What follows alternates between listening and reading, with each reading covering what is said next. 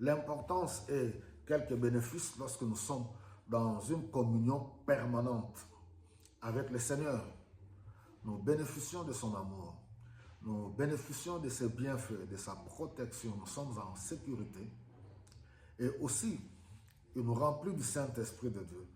Parce que nous devons savoir que lorsqu'on accepte Jésus-Christ dans notre vie et notre Seigneur, c'est une nouvelle vie qui commence. Ouais, il est là avec nous, il a son Esprit Saint et en nous, avec nous, et ainsi de suite.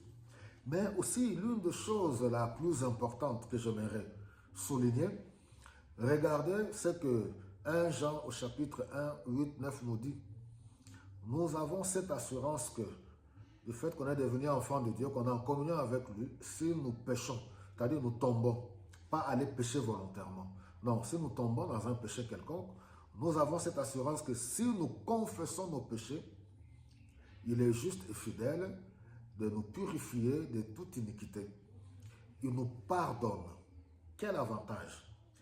Ceux qui ne sont pas en alliance avec le Seigneur Jésus-Christ, eux, ils ont encore la nature pécheresse, ils vivent dans le péché. Nous, on ne vit plus dans le péché.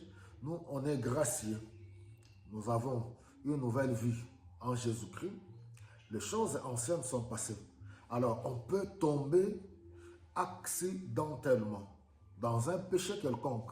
Pourquoi? Parce qu'on est encore dans ce corps. La chair est faible. On est en contact avec le monde. On est en contact avec le mal.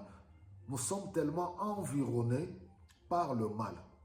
Et la chair, du fait qu'elle a été tirée de la terre, elle est attachée aux choses terrestres.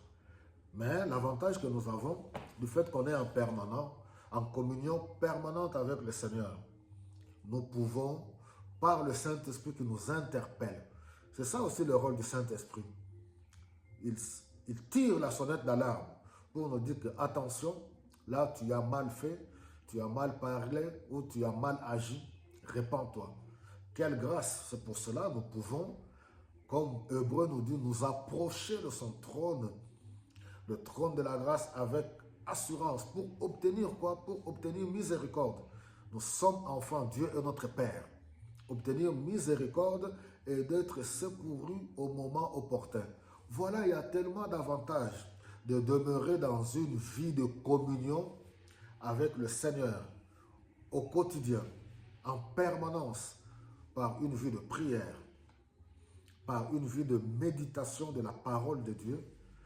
L'ensemble de toutes ces choses nous permettent réellement de grandir dans la foi, d'aimer le Seigneur et d'être des vrais témoins autour de nous pour attirer plusieurs vers le Seigneur. Donc, je l'ai toujours dit, être enfant de Dieu, c'est une grande responsabilité. Ce n'est pas un jeu d'enfant pour chanter seulement des cantiques sautillés à gauche et à droite. Voilà. Donc, n'aie pas peur, sois en communion avec Dieu.